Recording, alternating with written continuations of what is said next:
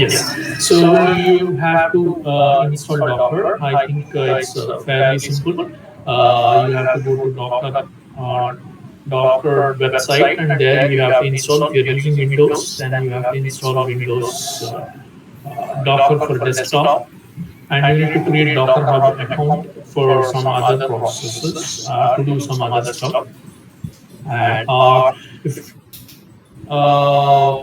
Mac OS also desktop Docker desktop Docker for Mac, there is a separate installation available. If you're doing for Linux, it's plain. It's very straight away. Snap package you can install from Snap.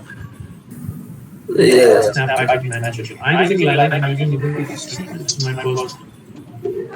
Right. So yeah, it's Docker can work natively with in my laptop. Yes, sir. Sir, I have a question from last week. In this workspace, how can you create a second Docker file in the same? Because your symbols, the icon of that Docker file, Docker-1.md and Docker file is different actually.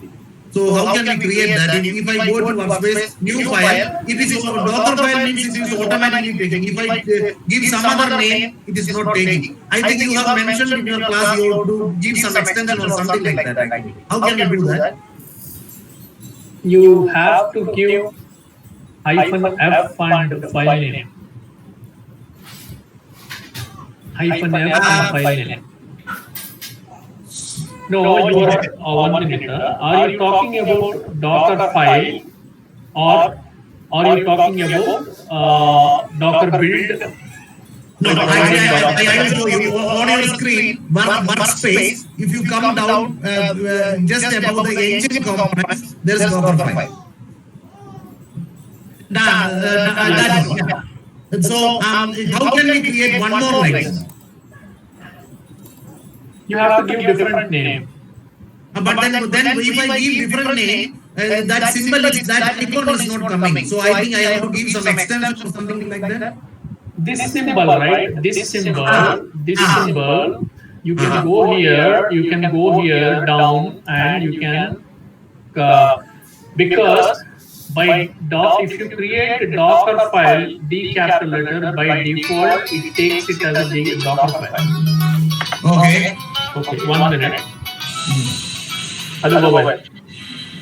Somebody is calling. Hello. Hello. Yes. Yes.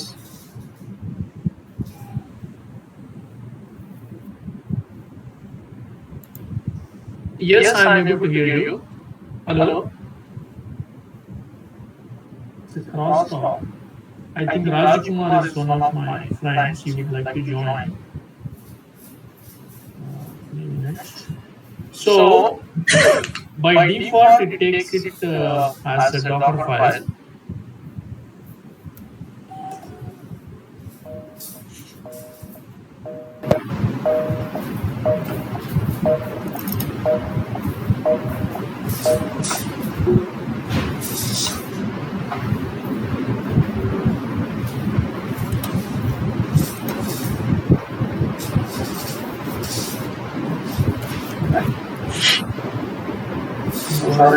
So if you don't give Docker file name, I think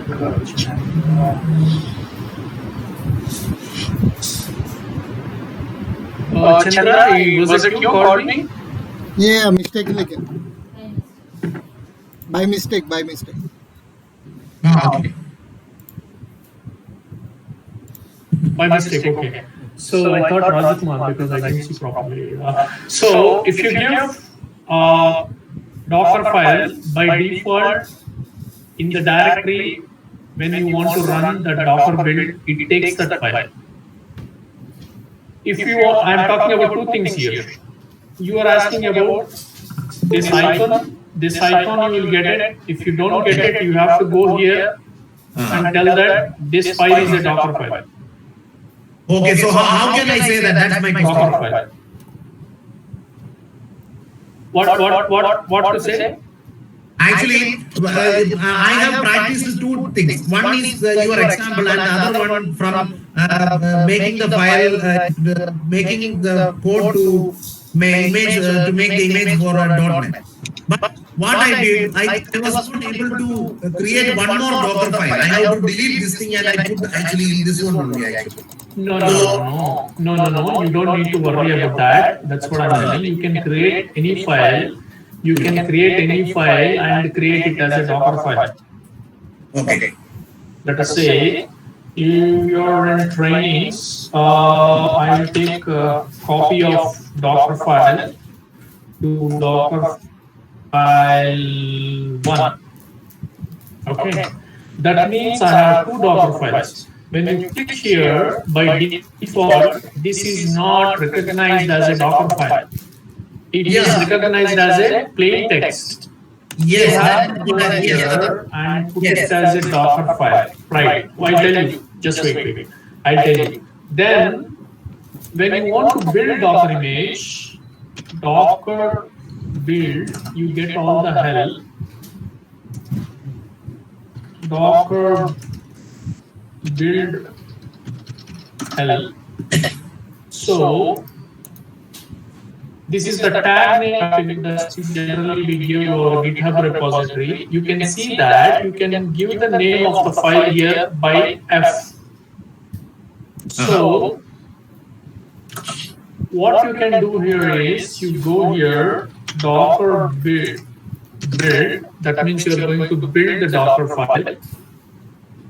Then the tag you can give or you can omit as well.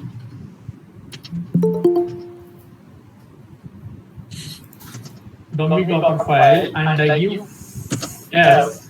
If you don't specify any file name, by default it goes to that particular directory and say that pick the Docker file. It automatically picks that particular Docker file. If at all your Docker file name is not Docker file, the Docker file name is something else, then you can give Docker file 1. పెట్టింది కదా అది అక్కడ పెట్టి ఉంటాయి. Did you get it? I got it now. Right. So, I just give a brief one thing here. One of my friend Naveen is there. Naveen ji is working in Australia. He's a software engineer in Australia, working for some Bosch kind of company. I think I don't know the name of the company. And my friends, one of my friends, Chandra is here. He's working for HCL in Malaysia, and Sudhakar is there working for TCS. And Raj Kumar just joined. He's working for Dell. So he's a architect. He's working as an architect. Sudhakar is working as an architect, and Chandra is working as, I think, team leader or tech lead. And Brahmaya is there, and Krishna is there. I don't know much about you, and just have a little 1 minute introduction to others.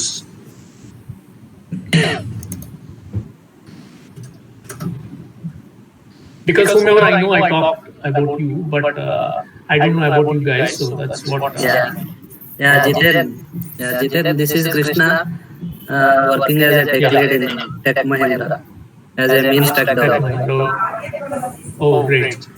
And Brahmaya. Yeah, Jiten, I'm Brahmaya. I'm also with Chandra. Okay. Here only, as a senior software engineer. Right. So myself, I'm working in Mercedes. Recently joined in Mercedes bench. I'm into application development and kind of DevOps as well, but precisely into application development.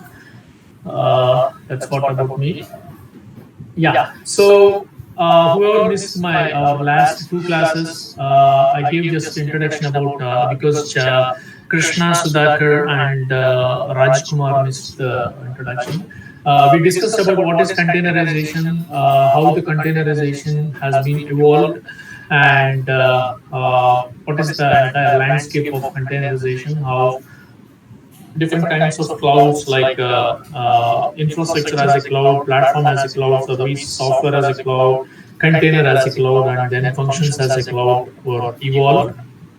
And how the entire cloud ecosystem is working on containerization prior to, of course, it's not prior to. Earlier it was virtualization. Then the next step of virtualization is containerization because of a lot of effort by companies like Google and VMware and stuff. Some companies, so they have implemented something in Linux, what they call it as C groups, Linux C groups. So there are different namespaces in Linux. Because of those namespaces, they were able to isolate the entire host system process into minute processes as per the demand. Then the containerization has been evolved.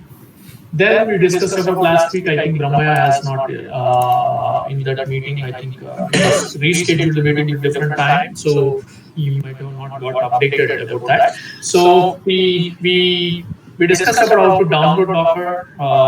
What are various Docker commands we discussed, and then various Docker commands we discussed. How to enter into the container, how to delete containers, how to run containers, how to execute containers, and all.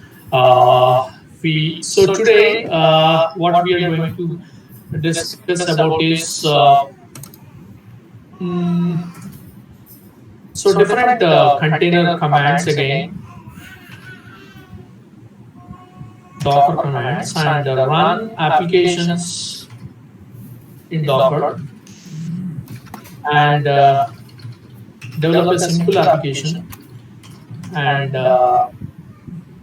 post it to Docker. We understand about volumes, which is called persistent storage in Docker. As you know that containers are ephemeral, they have short-lived objects. That means we don't know. I mean, even the the data centers or the virtual machines on what containers are running, they themselves don't know that when containers will get destroyed because of XYZ reasons, containers may be destroyed. So usually containers are stateless applications. That means it is a process that runs, that takes all the inbound traffic, process the traffic, and push the traffic as outbound traffic. For example, in a container world, they call it as ingress and egress. Ingress means something is that is hitting to that particular port, and egress is that is leaving from the particular orchestration engine. It can be Docker, Kubernetes, OpenShift, or anything else. So how to use volumes, how to use Docker volumes in Docker, and most importantly, how to create Docker file from the scratch.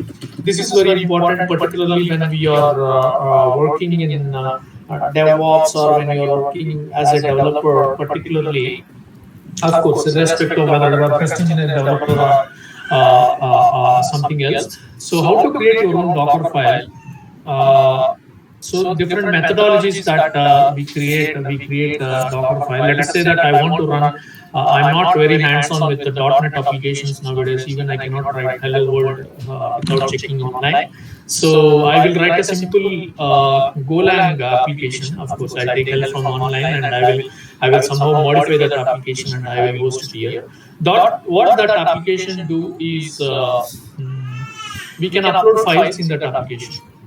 By using that application, we can upload files. Once we upload files, those files will be stored in the storage. See, people are talking about Docker and Kubernetes both, right? See, sometimes people are telling Docker, which is we are developing the application, and Kubernetes. See, it is both are we need to use, or any one only we need to use. Kubernetes use Docker. Kubernetes only, it will be using Docker. Yes, it will be using. It is using containerization. Hosting in the Kubernetes area. Yes. So Kubernetes is an orchestration platform developed on top of containerization. Containerization is nothing but Docker.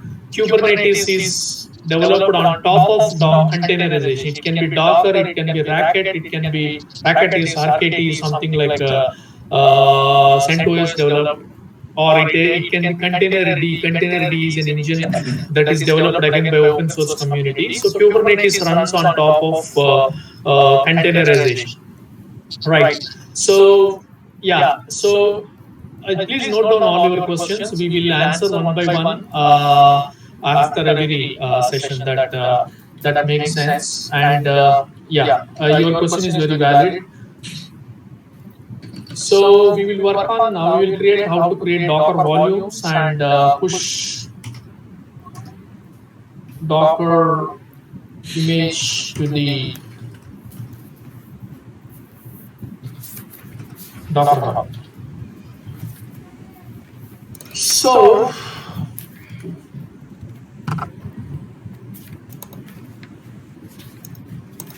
what I do now here is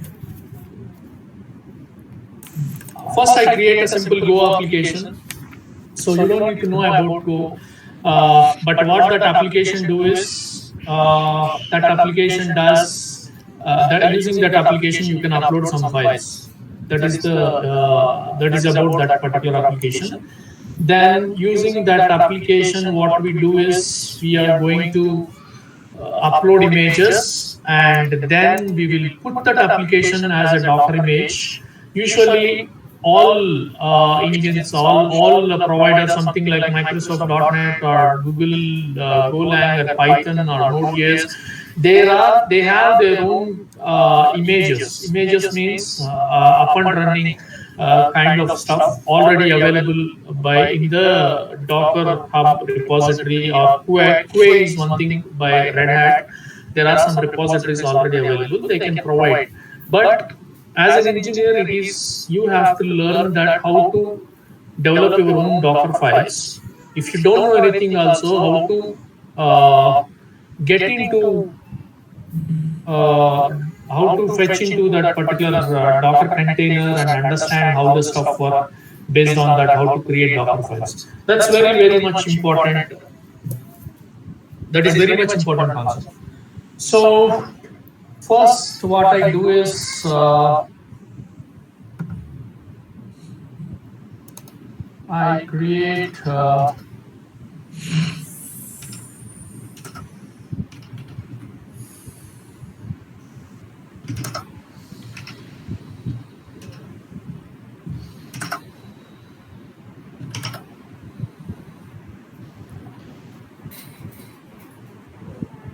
a directory called upload, and inside the upload directory, I'm just writing some Golang application. I'll copy paste and do that. So you don't need to know much about it, but I will explain what I have done.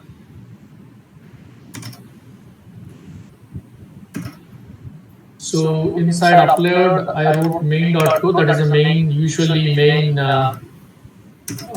function.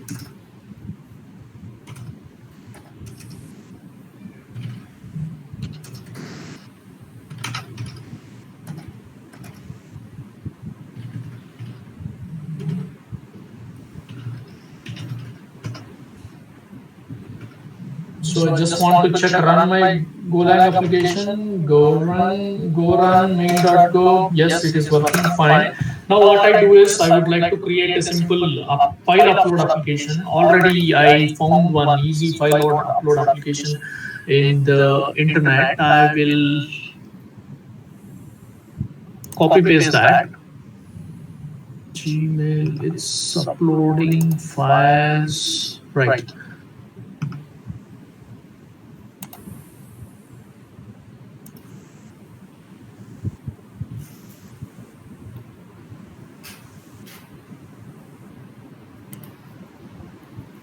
One minute, I'm trying to.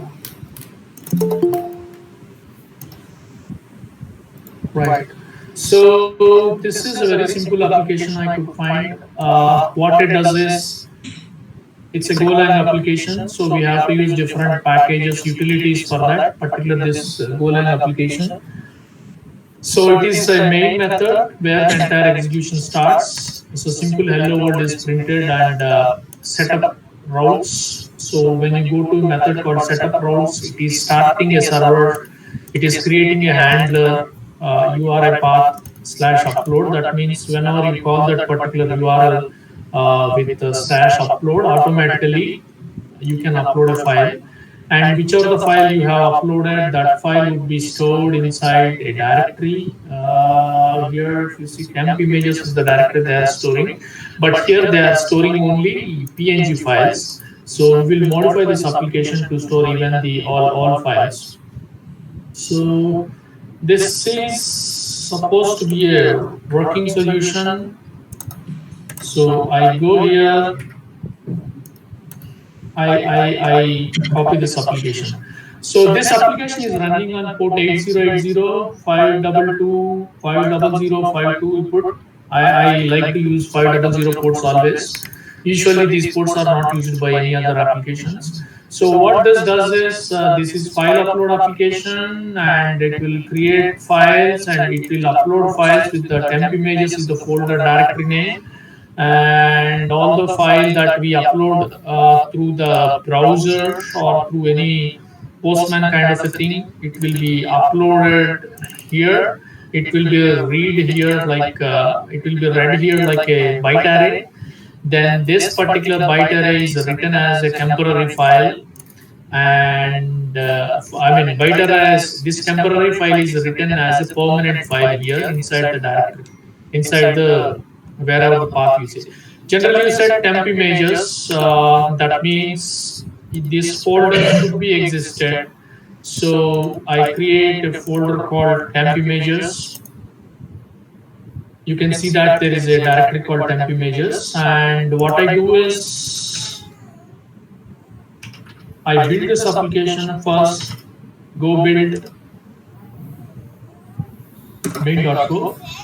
So yes, it got built and an executable is created. Okay, I'm going to delete this executable. Right.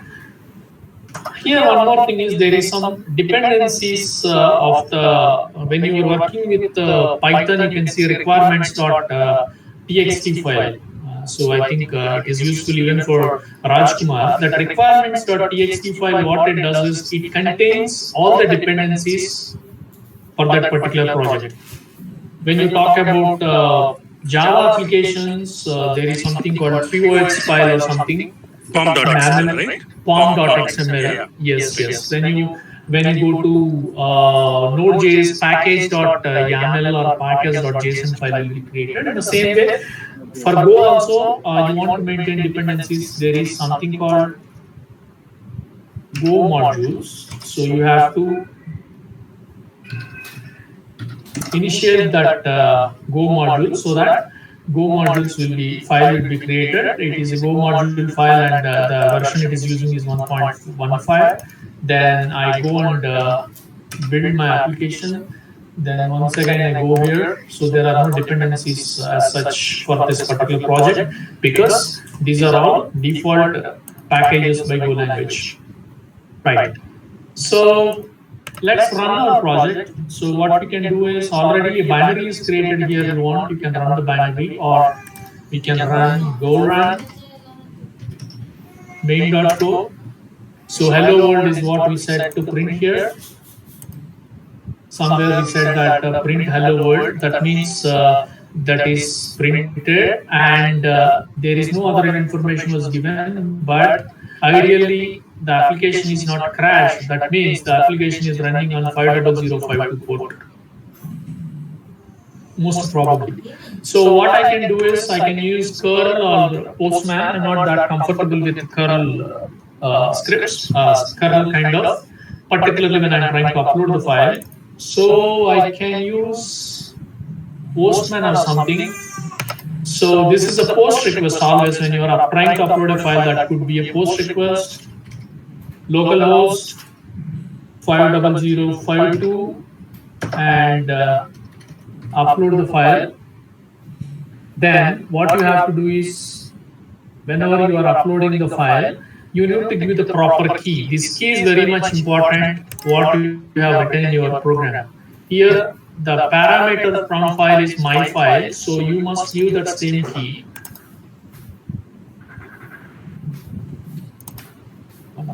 You must you go to the program, you give my file, my capital letter file.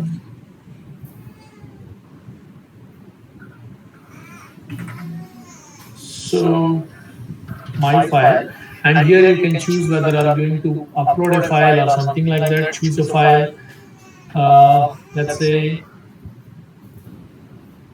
okay, source telegram.yaml, and just push to file.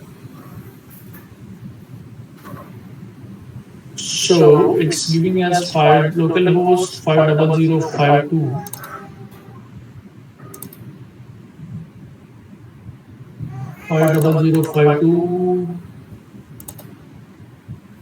Localhost 50052 upload. I gave wrong spelling and AD something. So you can see that file successfully uploaded. We go here, but we have not uploaded the actual PNG file. We have uploaded some other file, but the script is written, whatever the script I copied, it is written for PNG file. So just would like to change the script. I don't want any, I want to upload any kind of file.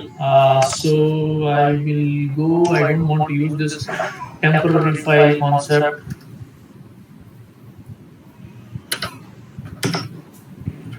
So here I'm reading file from this bytes. So okay. I'm reading file and putting in the bytes. So in the same way, I can have something like IO utility folder. I have something called write file. Write file would be the first thing is the directory and file name. So the file name I can give, the directory I give, instead of temp images I put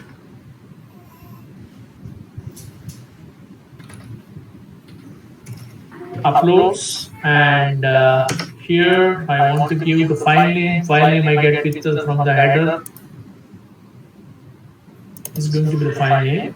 Write file, and the second argument for write file are the bytes. So file bytes, and the third argument would be the mode. Actually, if you go to documentation, you can get it. It's going to be the mode.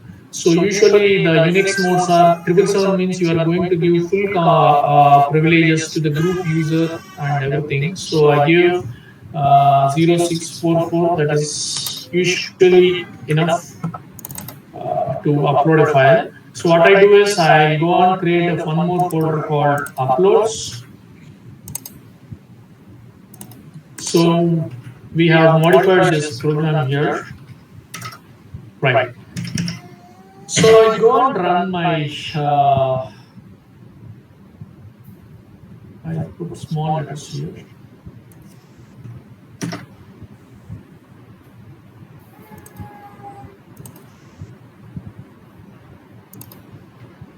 I go and run my Go program. Oh yes, hello world has printed. Let's remove hello world and put server has started on port number. We can view the port even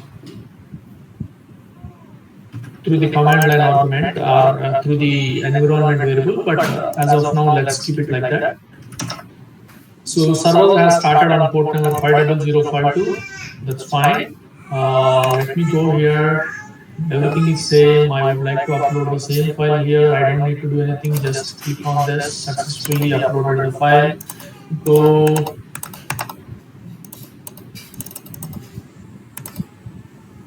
Source Telegram says that the file has been successfully uploaded.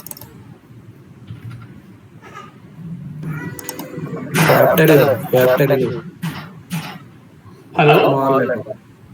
Yeah, I'm checking. Yes. I'm trying to check. No.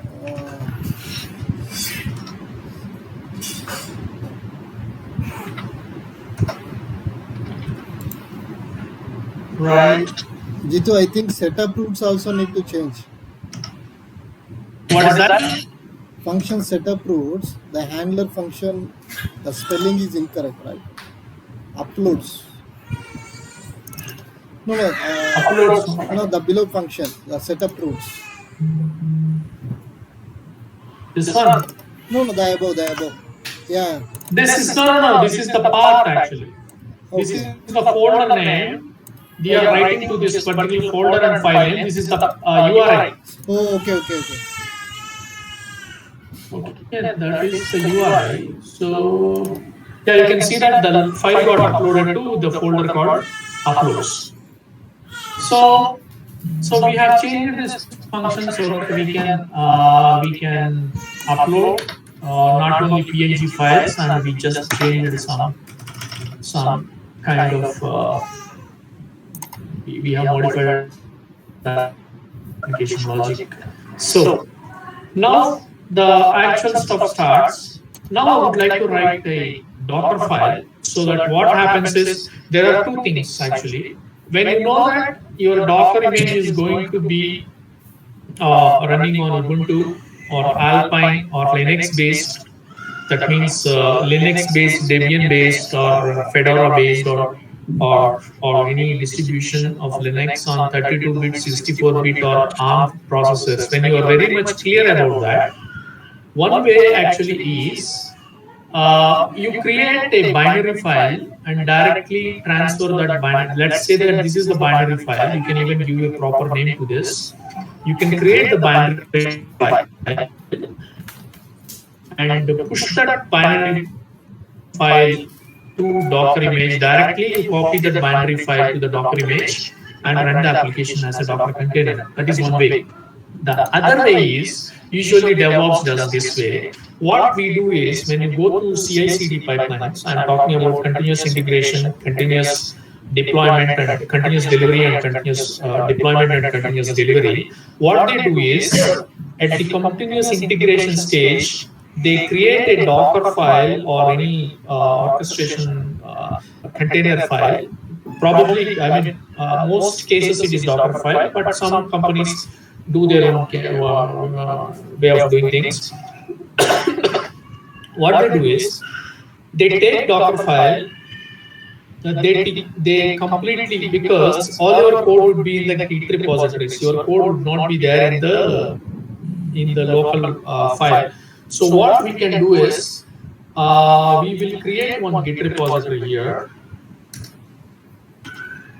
I go okay. Git init, I have created now Git repository. I'm going to add all the files. I don't want this particular folder now because we already removed, and I don't want this file as well. Of course, we can put in Git ignore, but it's fine. This is also not required. So you have to do the same thing on your respective programming language. That's what I'm trying to say here. I can still go and do something in .NET or something, but it's little time-consuming task for me. So I choose this. So now we have Git repository here, local Git repository. So I have initiated a Git repository, Git add, irrespective of any files, I'm just going to add all files. Git commit, initial commit or something like that I put. Then I have to do Git push. I don't have, so what I do is I go to my github.com. A simple thing I try to do very simple. I go to github.com.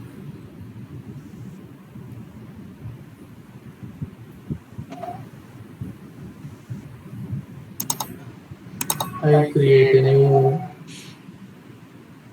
repository. What what is the name we put here? Easily upload is the name. So I put as upload. It's going to be a public repository at this point of time. Later on, we will discuss how to create private repositories. So my Git repository has been created.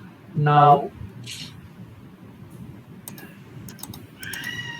I have some problem here actually with SSH. My network provider is blocking my port 22, so I'm unable to do SSH unless I go and change the entire configuration file, port forwarding from port 22 to some other port and all. So what I do is I do HTTPS. I can add this in my. We're not going to create any new branches or anything. Padma, then tie you okay. So I add here and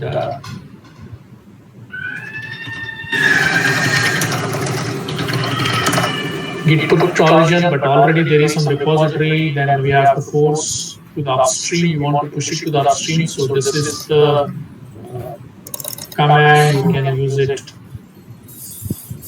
Sorry.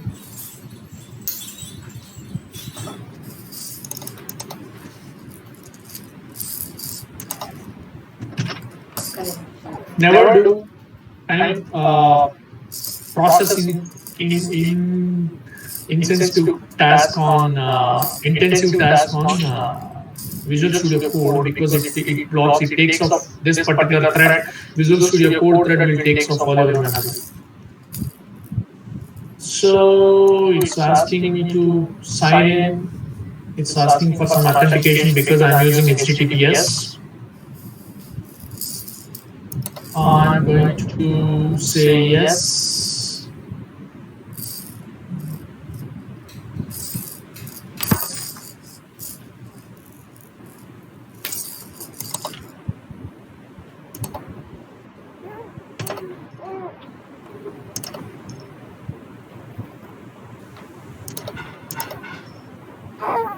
VS Code, copy the tokens, which pack VS Code, click on sign in github.com status bar, place this token here. I go here, the status bar, I don't find anything. Okay, it got pushed already.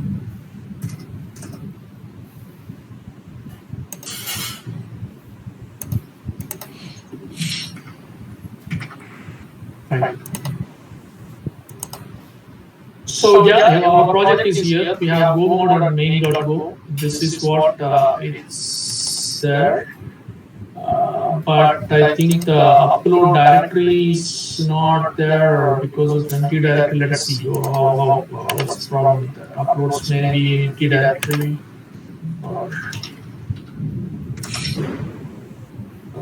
Okay.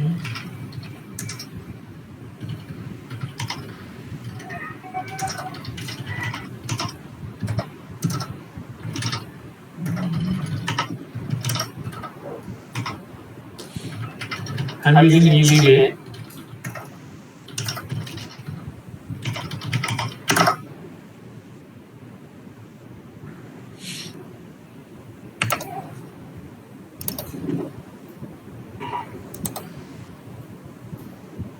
Fine. I'm using easy way because it's an empty directory it did not recognize. So I just put some temp file in that. There's nothing wrong in that, doing that.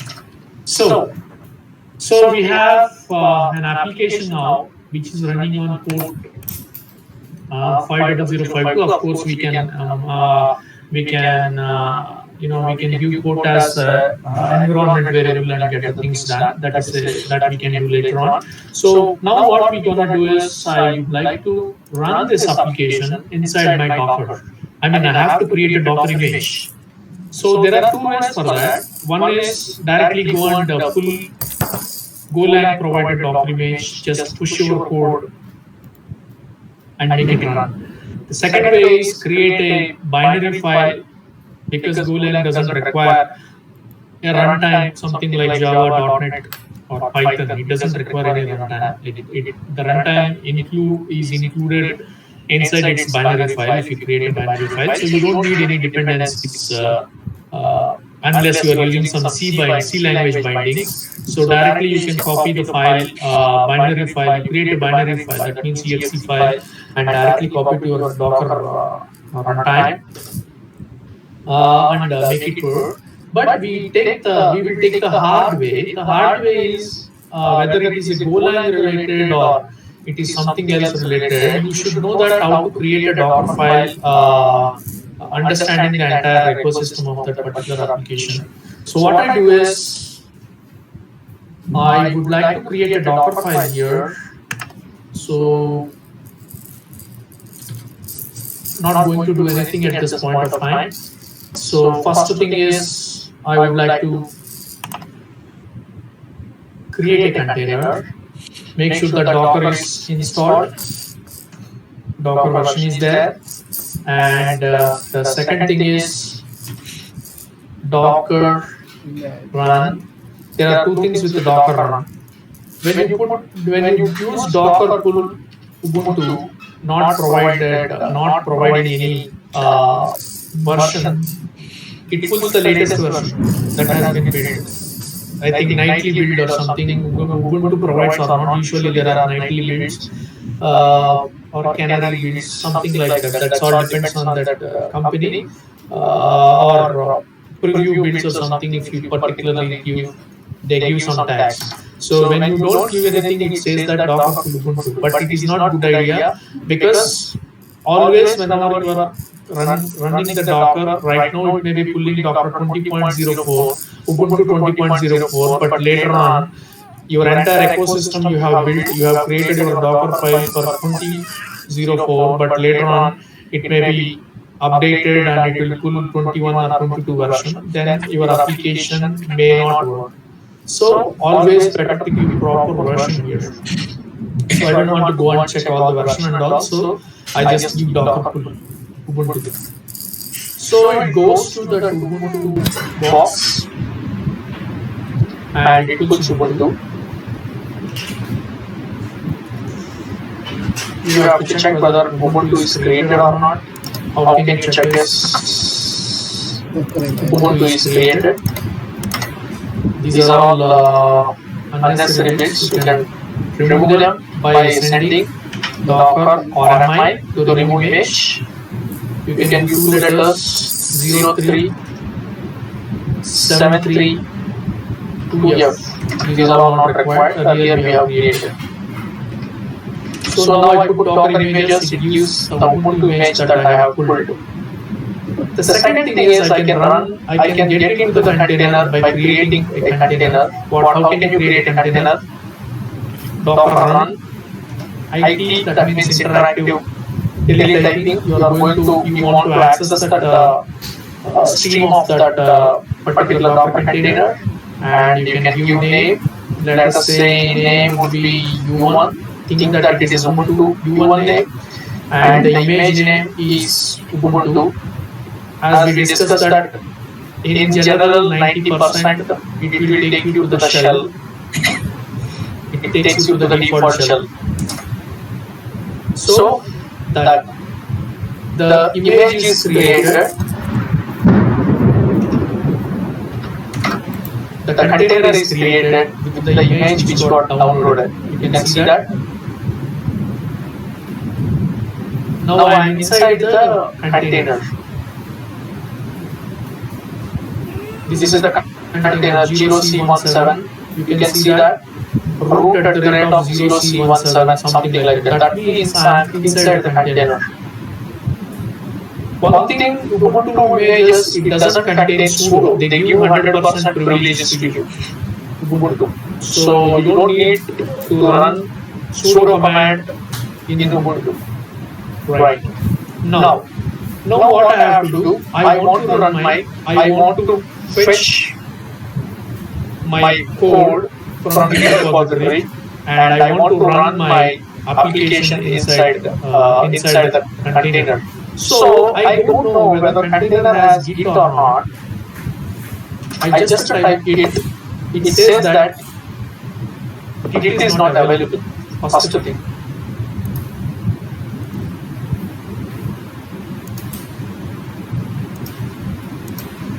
it says that it is not available.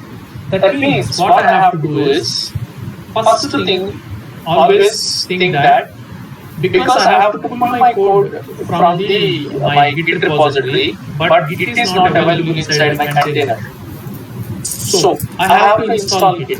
How can you install Git? In Ubuntu, apt-get update.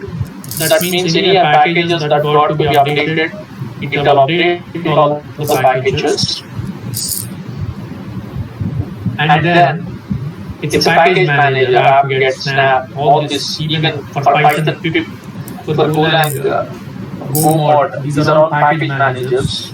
What they do is they understand that what packages are required for this particular kernel version and for this particular Ubuntu version. And based on that, they pull those packages, compile them, and provide respective binary files. So first thing is remember that here these steps you have to remember, because I want to first pull my source code, but Git is not required. So if your container has to go to your Git repository and pull your file at the time, it cannot do that because there is no Git inside your container. So I'm just trying to install Git first. So I'm trying to create Docker file from Ubuntu. That's what we did. Then what we have to do, run apt-get update. You want to update this. After you updated, what you have done? Apt-get install Git. So sometimes what happens, the shells will ask you to press yes or no. Okay. Here, because you are inside the container, you can say press yes or no. But when you are in Docker, when you are running the Docker file, you don't know to press yes or no. So always put Y flag.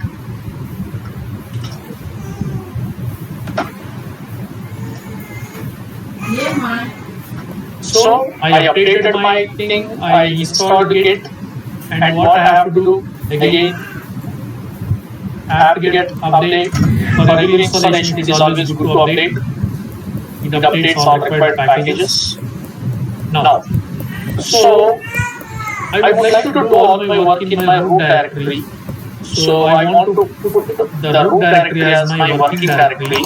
So what you have to do is, before this, make it as a working directory. Working directory as root.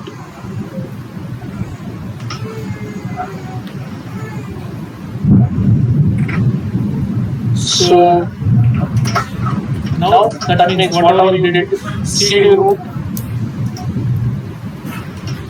that is working, that you are root directory. Right. Now check whether Golang is installed or not. If you are running .NET application, check .NET is installed or not. Same way, if you are running Golang application, you have to check whether Go is installed or not. So Go command is not found. That means Go is not installed. What we have to do is,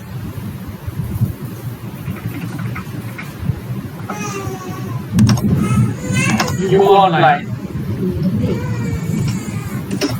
install Golang on Ubuntu. This is what I check. I call this is the best one. Here, first what we have to do is we need to download the Go tarball. wget package is used, and then we are untar the file and push it to a particular user local directory. So to install Golang, think that your container is nothing but your own operating system, but you are doing everything from your container. So the wget command is not there,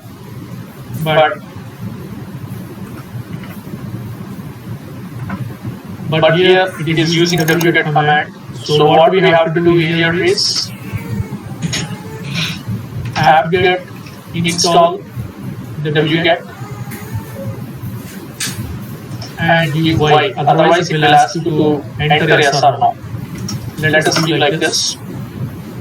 C. Do you want to continue? That means I have to install. These are the, when you are writing in the new line, always different commands should be separated with two ampersands, and if you are writing in a new line, then you have to do this. Apt-get update and apt-get install wget and uy. If you want to write these two commands on the new line, you can do like this as well. Usually update doesn't ask for yes or no, it just updates, ensure that the current thing is at the latest packages. So nothing worry about that. And then we have to run this command to install Golang. That's what they are saying. It's not I'm saying, they are saying. So it's taking some time to install this particular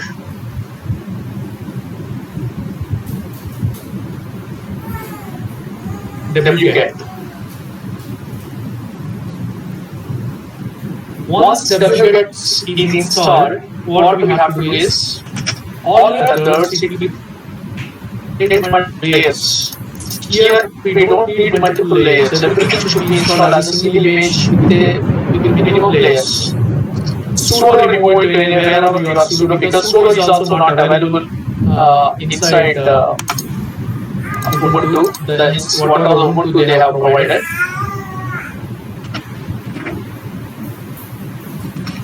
So it's taking some time. It's still only 40%. It's taking some time. Let it be installed.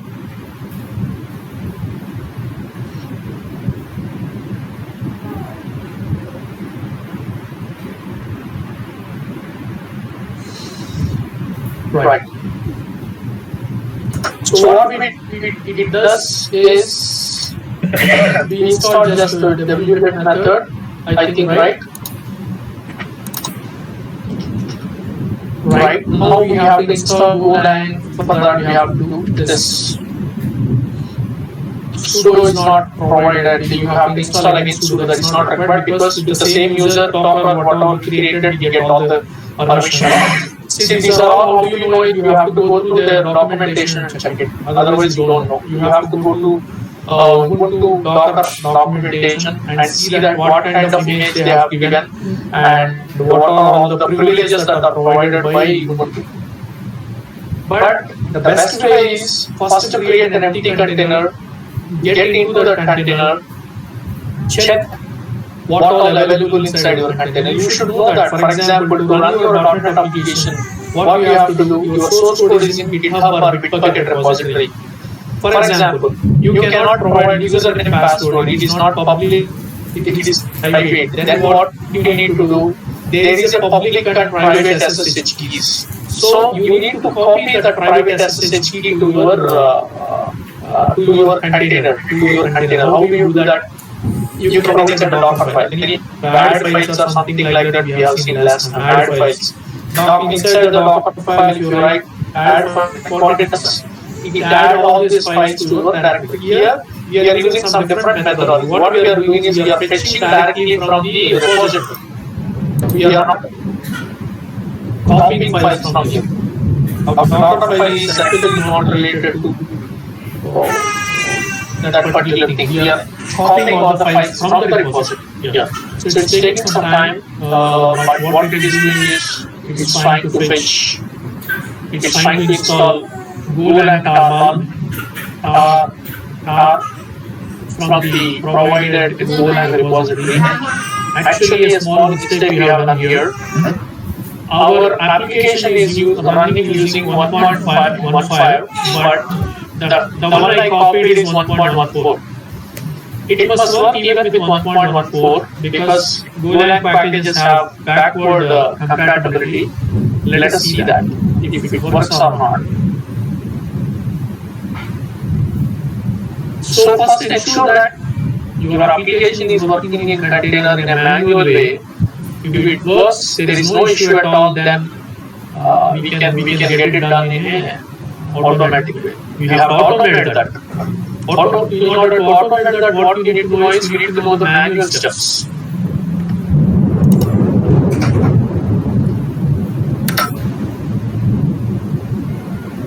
So we are in a working directory called root.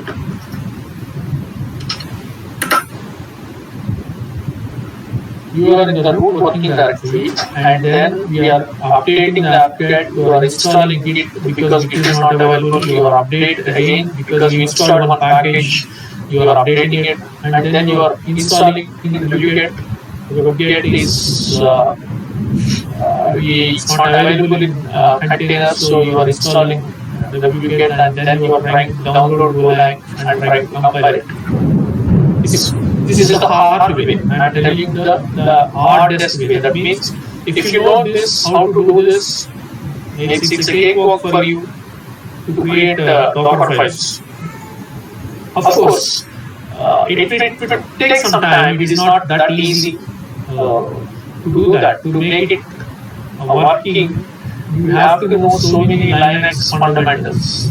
You need to know that how to pass permissions, different packages in Linux, how to use different command line tools in Linux, certain things you need to know.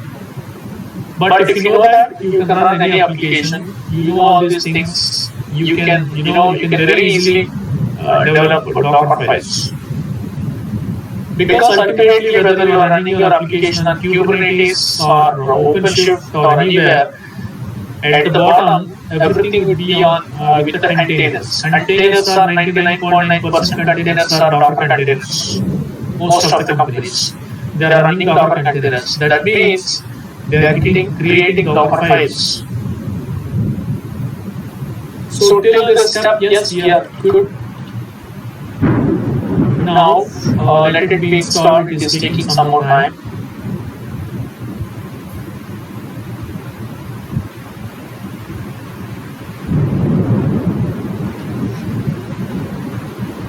So if you have any doubts, you can ask me for this another 5 minutes. Yes.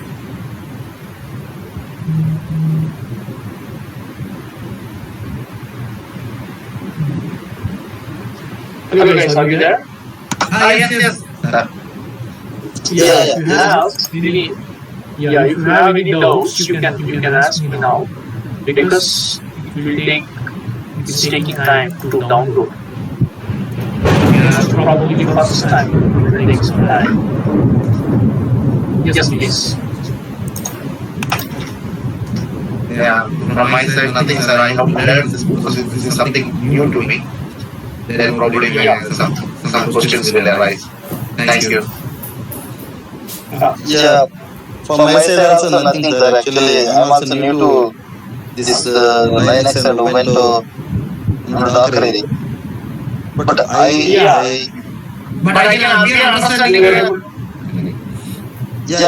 can understand the entire process. So what I'm doing is simply I'm creating a Docker file. That Docker file is to run my the application we have created, which is called the upload application, and I am trying to push the Docker file to the Docker Hub repository so that the way how you are using Docker pull Ubuntu, the same way we will pull our own image so that within seconds our application would be up and running. That is the whole process that we are going through. Yeah. Now I have a question. Yes, please. Why don't we create an exe file with all the necessary, like say like our .NET app. When once we build it, then it will make an exe file. So it will already include whatever necessary files which is required to run that application. When we build it in why it is not happening? So actually, enterprise applications, how they run is, number one, exe file is for Windows, binary files are for Linux and Macs. Okay, the same way. What is exe and what is binary is same. Okay. And number two, when you create an exe file and try to execute that file in Ubuntu, it may not work. There may be a lot of dependencies. Of course, I mean, anyhow, exe files don't work on Ubuntu. Exe files are for Windows. Right. And the third thing is, when you are working on enterprise applications, there are some pipelines. The pipelines are nothing but you push your code is bundled, and it will be created as a binary file. So the process of bundling the code and creating a binary file as the output of that bundle, which we call it as continuous integration and continuous deployment. The continuous deployment requires the latest source code, and the source code has to be tested on different unit tests. There are developers may write unit tests or integration tests. So the source code, against the source code, they have to run on the unit tests. Unit tests cannot be run on binaries. Unit tests can be run only on the source code. Once the unit tests are passed, then only they create a binary file, what we call it as continuous deployment. So, continuous deployment. So, from writing the code until you deploy, there are some pipelines, what we call it as some stages. Each stage, some of the stages require source code. Okay. That is the process, that is the best practice. Or you can simply, you know that your application is going to run on Ubuntu machine, and which is 8664 AMD 64-bit machine. Then you can cross-compile your application even from Windows or from Mac OS to Ubuntu, and you can directly transfer that binary file to your Docker file. So it will directly up and running. There is no problem at all. But again, some applications, particularly Python applications, what they do, if there is an issue, they get into the application, they log into the application, they make changes, support teams and all. First or second level support, they get into the application, they get into the container, fix your application and deploy it immediately. There are certain things. I mean, so the best practice is always the best practice is create your source code, push your source code to Git repository, and your continuous deployment should pull your source code should run all the unit tests, should run all the integration tests, system tests, whatever automated tests you write, and then create a binary and make that binary available for the delivery. That is the process actually they follow. Yes, sir. The file which you uploaded to the Git repository, is that in a binary format? What is that format? It is my source code. Yeah, but the source code. .md means it is the Go extension. No, MD is markdown file, that is to write all the things. README file, have you ever read?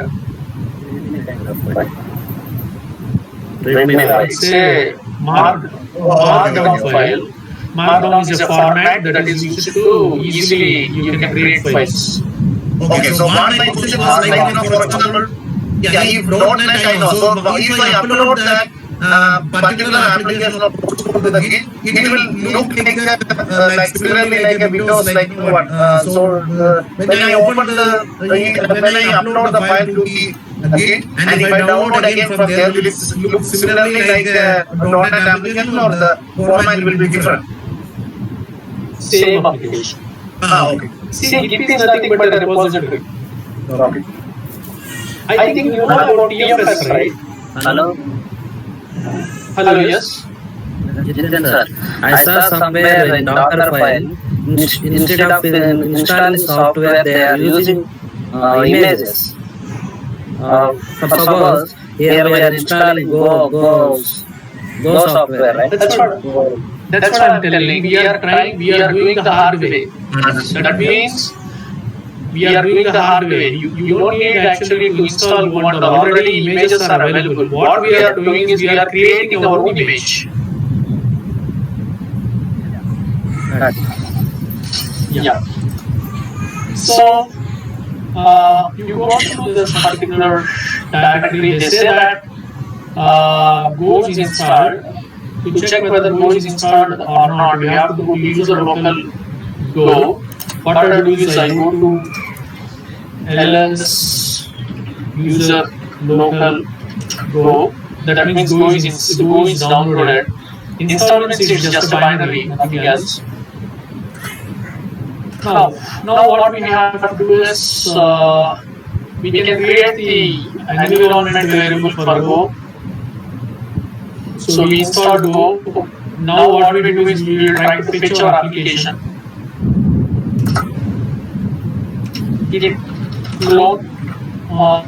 You can go to our GitHub repository and you can go here. You can copy this.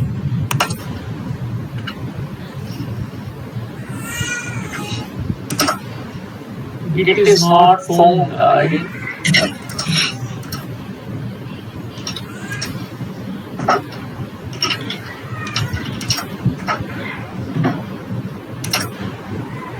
So Git is not found, it's saying, so I am trying to download it. I think I thought we did it first, but we didn't do it. So what we have to do is we have to fetch this particular our source code in the Git repository.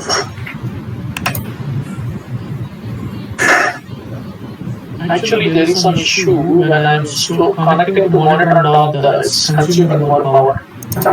Laptop. Go it is with the charge.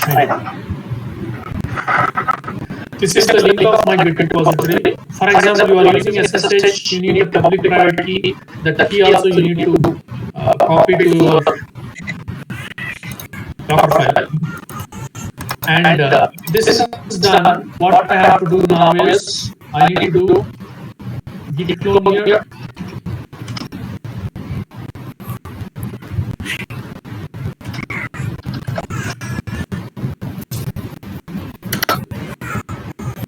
Right. We need to do git clone here.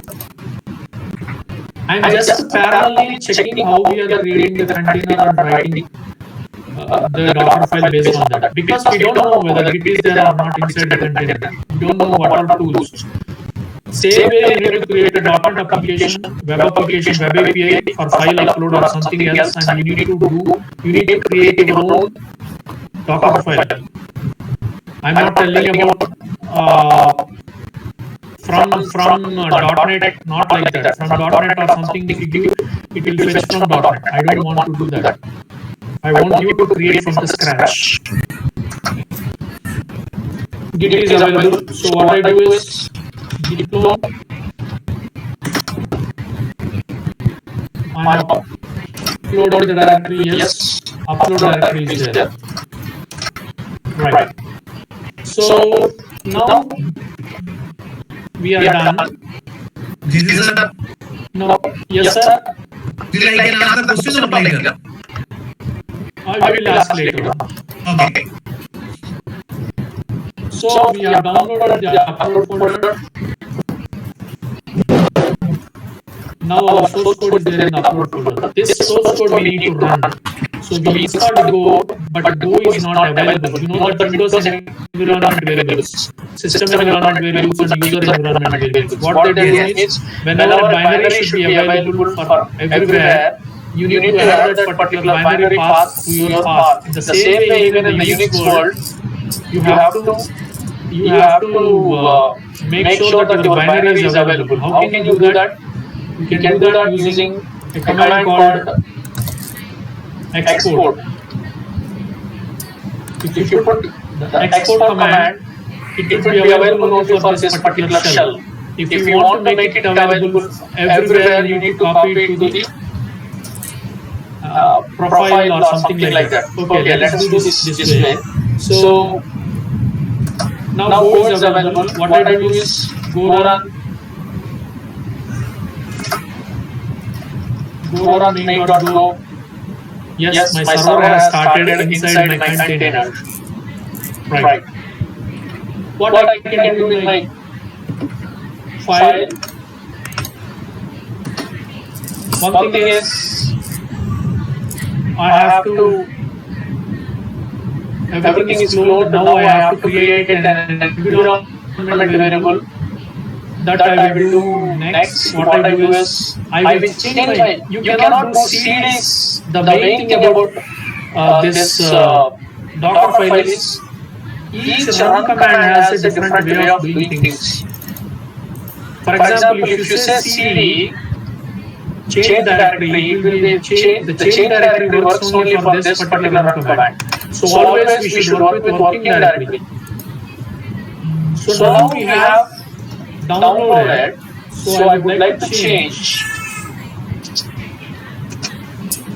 the working directory to this upload directory. That means now after running this run command, my application will be in this particular directory. Has to be modified come to this particular directory. Now what I have to do? I have to run my application. How can you run this application? That would be the entry point. Entry point would be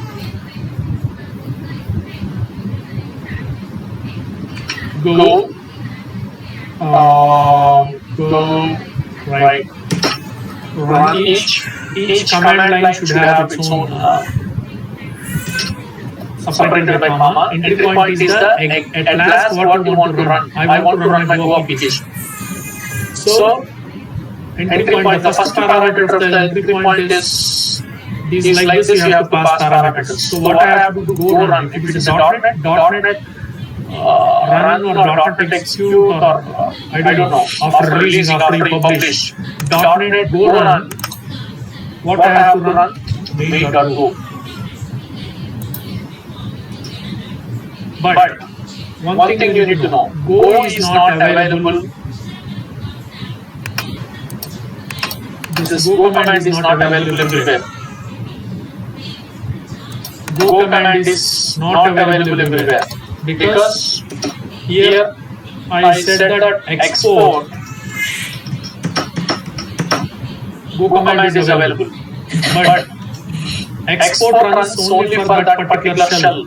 It will not work for your Docker file. What you have to do, one way, the best way is go to the actual binary where the binary is available. Where is your binary? The binary is available in user local bing.go. So I want to run from the binary. Entry point would be go and run this and create main.go file. So now this is my file. So you know that we have already ran the application here successfully. Go on main.go. That means this is working the same way we want to. So I exit from the container. Now Docker PS. It gives you all the list of the containers. I want to delete this container. Docker rm f u1. U1 is the name of the container here. U1, or you can give even the container ID. Docker rm means we are going to remove the container. Docker rmi means you are yes. RMI means you are going to remove the image. So now I want to go to. Let us see whether this works or not. If it doesn't work, we have to make some changes in the script. See, okay, what I do is workspace, findings, exercises,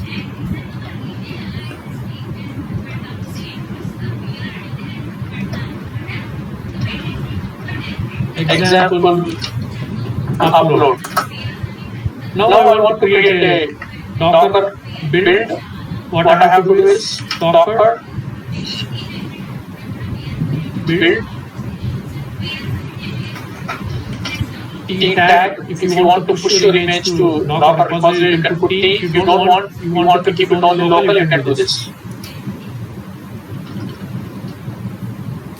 Upload, and you don't need to give file name because the file name is the default file name as Docker file. If it runs, well and good. If it doesn't run, we have to check where it is failing. Based on that, we need to make modifications in our Docker file. So step 1 is from Ubuntu it is successful, creating a working directory is successful, and it is creating all apt-get update, apt-get install, git, apt-get update again, install, and again running whatever these are, and including our particular directory and all. Then everything is done. It has to go to the working directory as our application. From where it has to do the last step as entry point. The entry point should be, that means whenever you run the image, it has to run this. Ideally, it should work like that.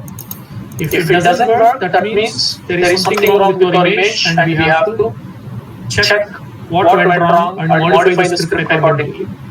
This is how we have to create. Right. Let it be created. We see that whether it is working fine or not, and we make necessary changes.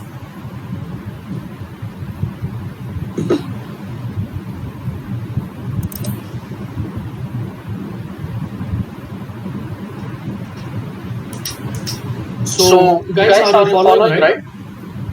Yes. Yes. So you understood, right, so far? If you have any doubts, you can ask me. Sir, why are you doing the same thing on Ubuntu as the source code? I have to know what I have to do on Ubuntu to run my application, because I am building Ubuntu image, but I don't know how is that image. You should know what all there in the image that Docker is giving. You said from Ubuntu, that means you are building a Docker image called Ubuntu. See, it is very simple. Docker images are layers of images. That means each image, whenever you create your own Docker file, it will go on top of existing Ubuntu. Existing image. What is the core image? Our core image is Ubuntu. On top of Ubuntu, we have created, we are creating all these things. Right. We are creating our own folder, we are fetching details and all. But we don't know. We can go on how you go and write all these things here. Right now, we cannot go and write. We have to know whether this is there or not in the Ubuntu image.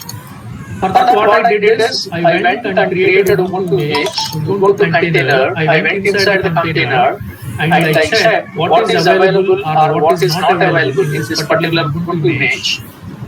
And based on that, I modified, I created the scripts, and I want to run the application based on scripts. Okay, so something like that. Something like when that Ubuntu is just like an operating system. So like your Excel or Word, you are installing, you are checking what all stuffs are required to run that, and then accordingly you are creating our own Docker file for the script. Yes. Something like that, correct? Yes, Navij. Yes. So, guys, meanwhile, let this process go on. Just I want to give how I know all of our guys. So, Chandra is my childhood friend. When I was studying in my school, I think I studied in government school, JPH school. So, when he was my sub-junior, when I was in, I think, 9th standard, he was 6th or 7th. I saw him from those days onwards, and we have our common friends, and all through the life, then we became friends, and we have done all sorts of what usually friends do. And coming to Rajkumar, me and myself and Rajkumar, we know each other from 2003 or 4.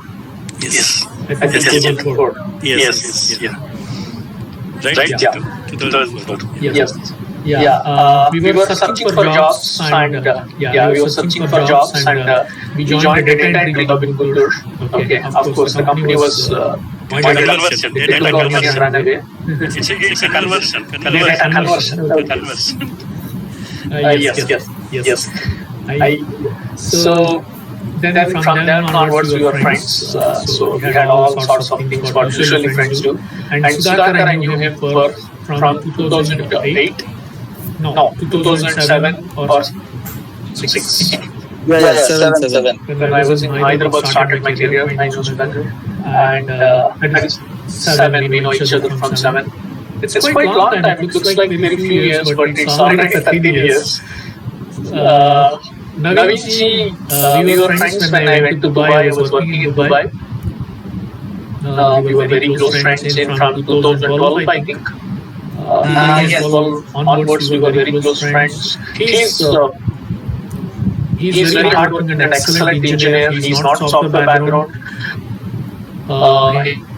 He's from instrumentation, I think. Spent so many days learn his stuff myself and my stuff he learned, and he successfully migrated to Australia and he's working as a .NET engineer. So and you guys just yes, Krishna and Brahmaya, we were friends from last week. So yeah, a lot of years to go. So these are all, I mean, all the connection between all of us. So everyone has their own positives. Everyone is good at everyone is equally talented. They are all growing in their careers. Great. But I moved into this field only because of you, Jitin sir. Nice. I have met up Sudhakar since joined Alunavi Paiwana.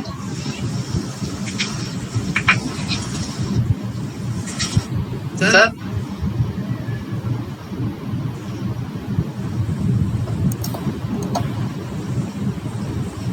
Sir, did you ask something?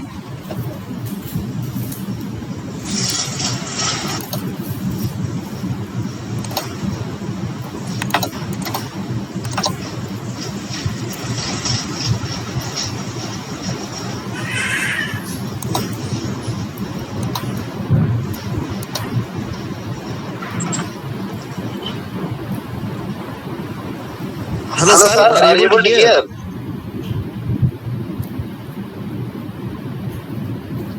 Jitu, are you on mute?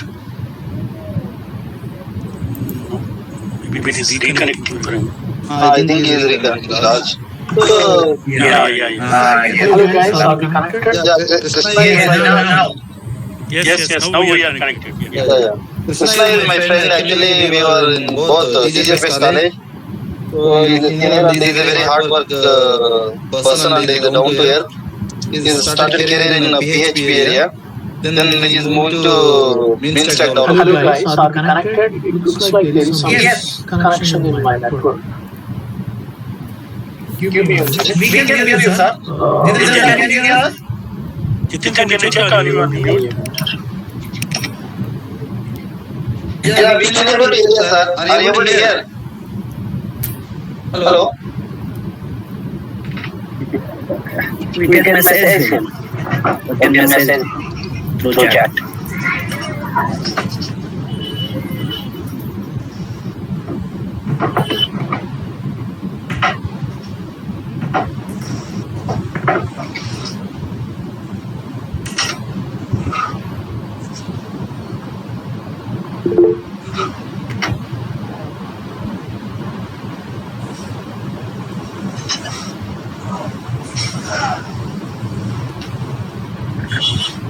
Looks like I lost connection with my headset.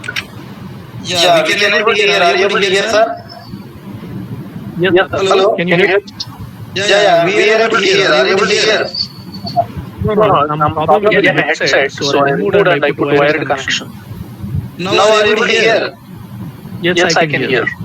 Yeah, so I really thanks to Jiten here. I got the opportunity to thanks kind of opportunity. Because of Jiten only I got a TCS or whatever. I moved to the IT world. Otherwise, I don't think so. Honestly, to be honestly. So because I learned from him, he's a very hard worker, as well as very smart worker.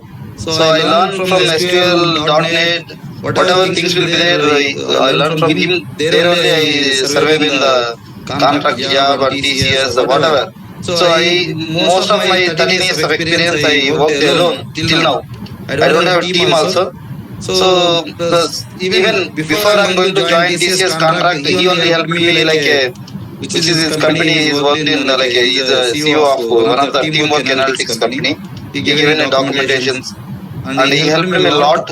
I never forget in my life. That is my thing. So coming to Krishna is also, we were in DGPS college. I was in junior for education wise, but not age wise. So he's a very honest and he's a very good person. He's started career in PHP area. First he started Java, he thought, but he also started without anybody giving a knowledge or anybody sharing the. He started own PHP area and around he worked in multiple companies. Abhi was also one of the company worked in PHP area. Slowly he moved into the main stack development, Java, JavaScript, Angular. So GitHub. Docker, I think he is no bit, but not much. I thought, I'm not sure. Amazon Web Services, cloud environment.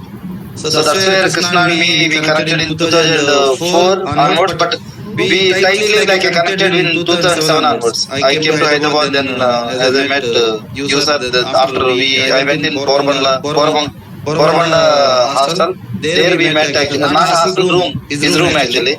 There I met him. That time is very fast. Yeah. Hey, good. Hey, Sudhakar is very nice guy. He always talks very positive about everybody. I didn't do much to Sudhakar. I really see. I'm honestly telling you. Praising you. See, I never tell anybody, sir. Actually, I honestly am telling. By mouth, not mouth, by heart it's coming. Even I don't know anybody. That's correct. So, yeah. Yeah, Krishna, introduce yourself back to this. I already introduced myself. We are friends from Buddha and Paiwan once, from college onwards. Then after in Hyderabad and we are sharing knowledge throughout the companies. Like he is always telling about Jiten sir, he is a mentor of software, technologies and all those things. Thanks to Jiten. So my laptop charging is going to over. I think when I connected to this one screen and all it's consuming. So you can see that we have successfully created an image. This is the name of the image, and the size of the image is 252 MB, which is very big. So we have to always use Alpine images for Docker containers. 542 is not at all a good size of the image. Yes, we will check actually. Because we have installed so many packages and all, that is the reason it went to 542, and we will learn how to decrease the size. So now we got that our Docker container, our Docker image. So now we have to create our Docker container with that image. How can you create Docker run IT, that means for interactive shell, and followed by the name of the image, name of the container. If you don't give name of the container also, it creates its own name and ID as well. I just give some upload one is the name of the image, and followed by name of the container, and followed by name of the image. So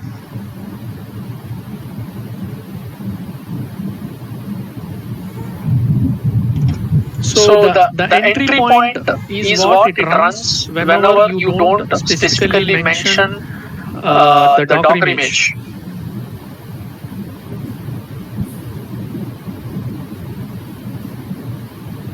I think I wrote the jpl-brkhy upload, jpl-brkhy upload, Docker run upload.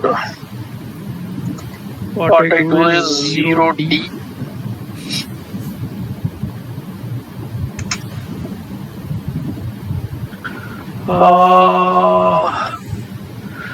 So there is an error. It is unable to run that Docker process.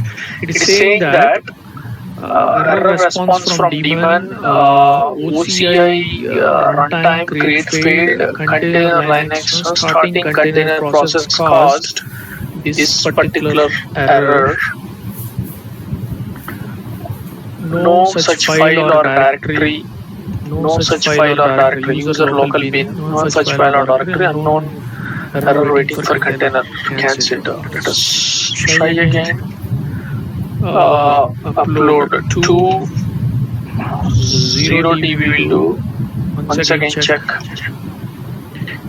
I give bash so that we can. Okay. It is unable to run that container from here.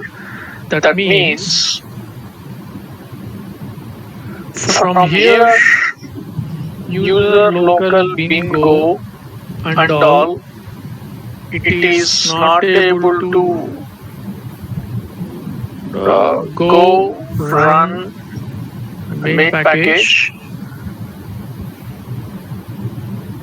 Root upload, we change the upload directory.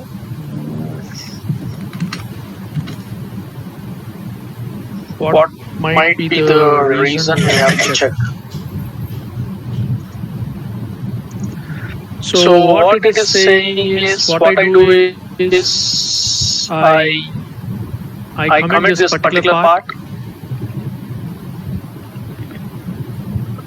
I again go and build my image.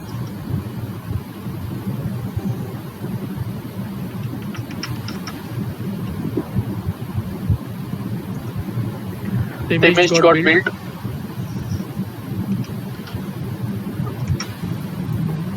I go here.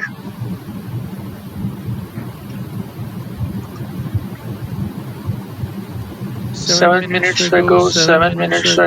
What?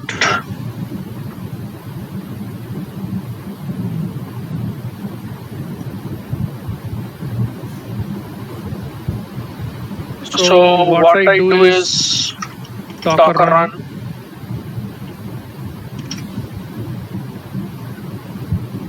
IT. Docker run IT. I don't give any name here. I just put B6.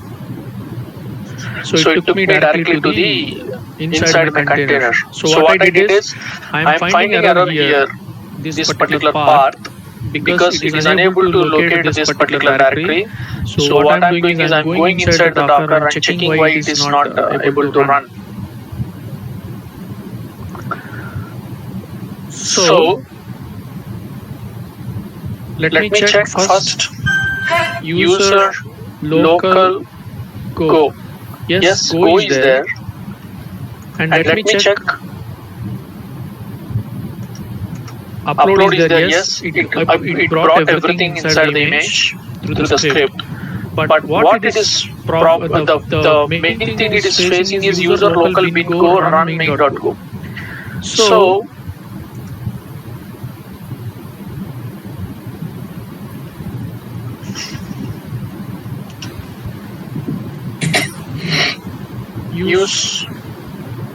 user local go bin user local go bin actually. It's not. That is the wrong. That might be the wrong thing. Yes, that is the wrong because go path is there. Let us see that once again.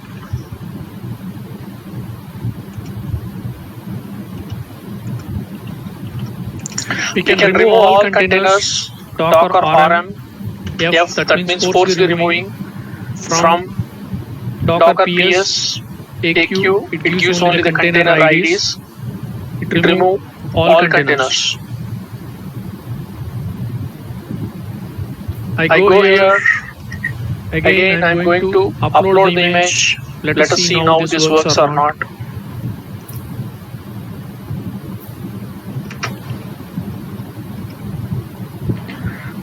So upload one and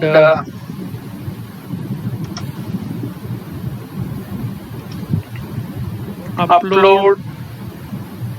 Yes.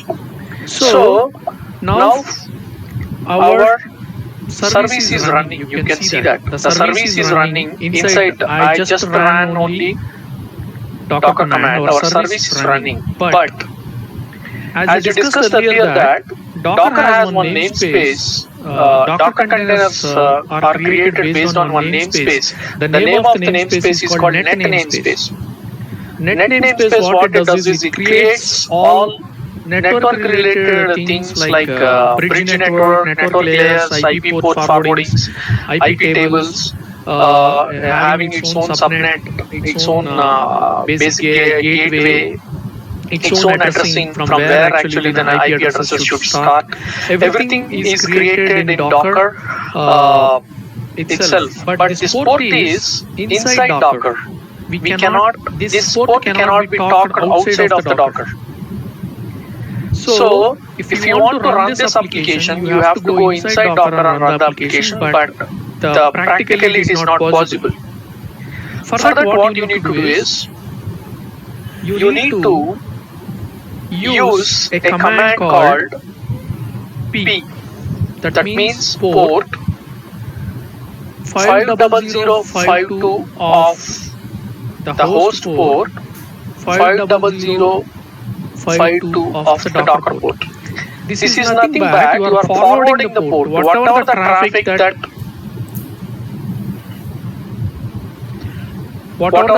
you can give different ports as well. Docker port should be same, but this port you can give whichever the port you want, available port. What we are telling that create a container and the name of the container is upload to. I gave wrong name, it's okay. 50052 is the port of my host machine and 50052 is the port of the Docker container. So whatever the traffic I hit to 50052, send that traffic, route that traffic to Docker 50052, vice versa. Whichever the traffic that is outbound traffic, upstream traffic, downstream traffic that is coming out of Docker should be. These two ports are bounded. This is how we can. So my container is started with 50052 and I opened the port with the P command 50052. That means I go to my what do you say? I go to my postman and I say localhost 50052. If the port is empty, that means my application is not running. When I say upload, the file will be uploaded here. Successfully uploaded. Where it is successfully uploaded, it is not uploaded here. The file is uploaded inside Docker. How do you know that the file is uploaded inside Docker? There is a command called Docker exec. That means executing Docker in a different command. IT. What is the name of the container? uload2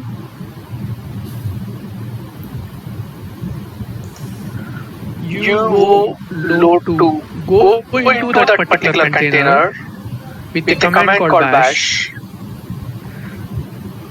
Now you are inside the container.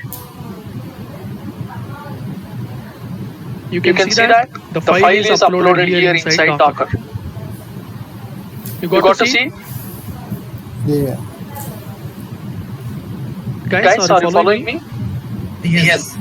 Yeah, fine. Now the file is there inside the container, but containers are ephemeral. Uploading files and all to the containers is not a advisable thing, because I exit here. Now I don't have any container.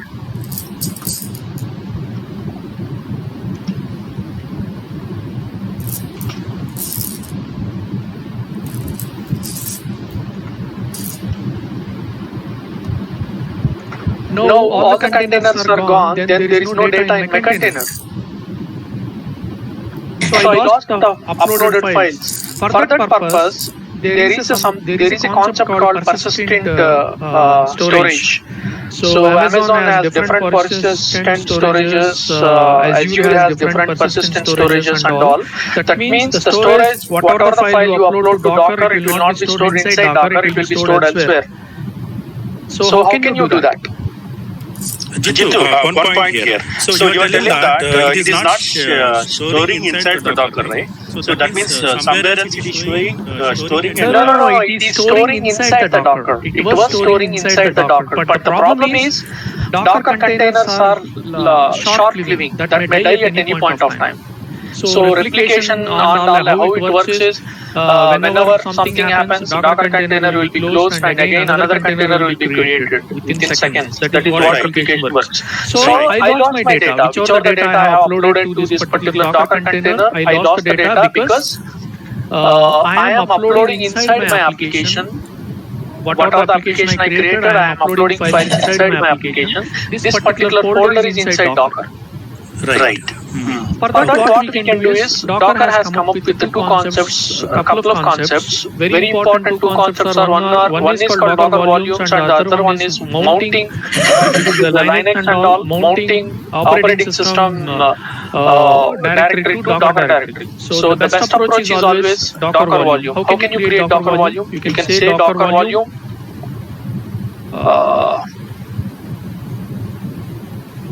Uploads is name of the volume I give. Docker volume might be, let us see, I don't remember the Docker volume create. 1 minute guys, there is some problem with the laptop, it may die, and please join the call immediately within 5 minutes if it dies. Docker volume create uploads.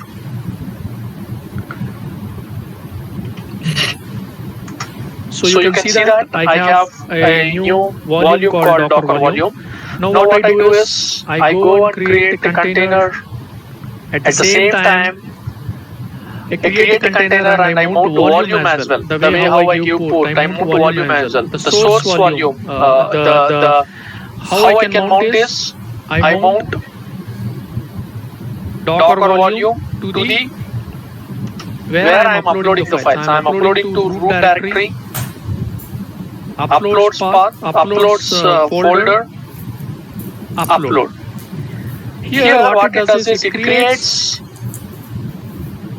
Docker container and whatever I upload here, it will be replicated or it will be mounted directly to the Docker volume I have created. So how do you know that where is my Docker volume? Docker volumes. Sorry. Docker volume. Docker volume ls. Docker volume. Docker inspect. What is the name of the volume? Docker volume inspect. What is the name of the volume? Uploads, I think. Yes. So it gives you the details. This is the actually host directory folder. All the files that you upload, these files will be stored here. So I go here, I go and upload the file. The file got uploaded. So I go to this directory sudo because I don't have root access. Sudo ls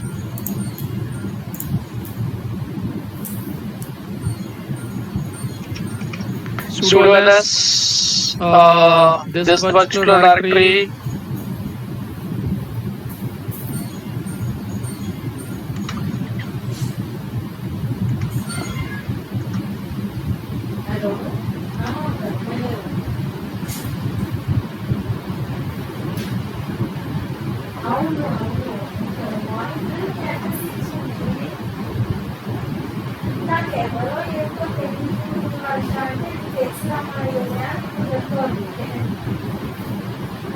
ls directory upload volumes.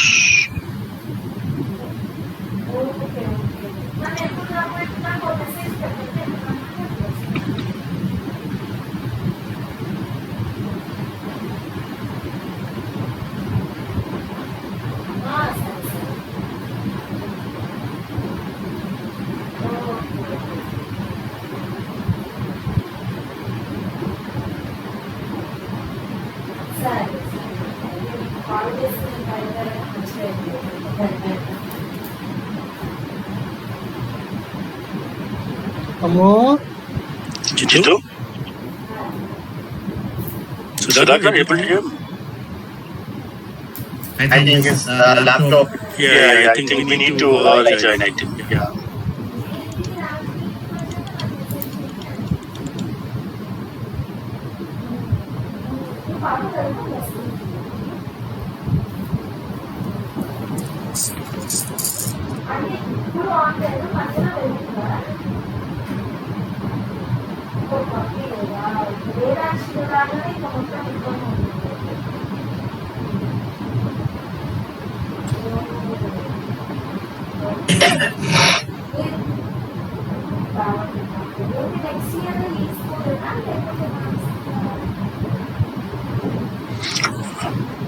Naveen, where do you stay? This is Raj. Where do you stay in Australia? Adelaide. Madam? Adelaide. Oh, okay. South Australia. Okay.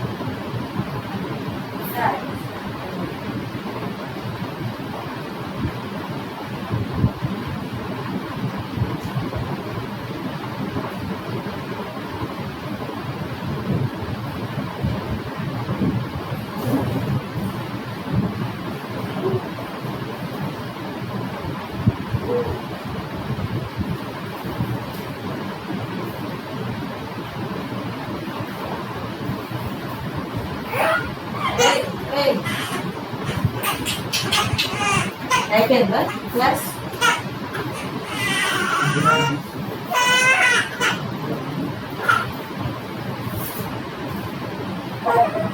ఎవరా? అవునా?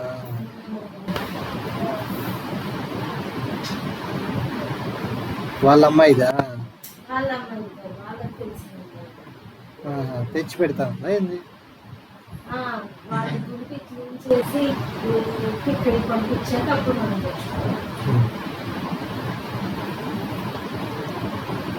నేను అనుషకు phone చేశా. మీరు పేరు అడిగేవాడిని, అసలు ఎవరు ఏదో కనుక్కోవాలా అంటే అప్పుడు ఫోన్ చేశా. అనుష అడిగింది. అనుషకు ఫోన్ చేసి అసలు ఎవరు ఏంటి పద్మ అంటే be property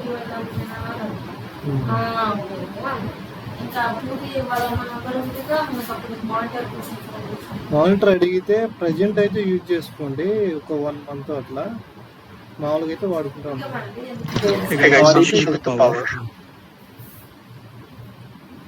Hello, sir. Can you hear me? Yes. Some issue with the power. Just give me 1 minute. Docker is not yet started. I'm trying to start it.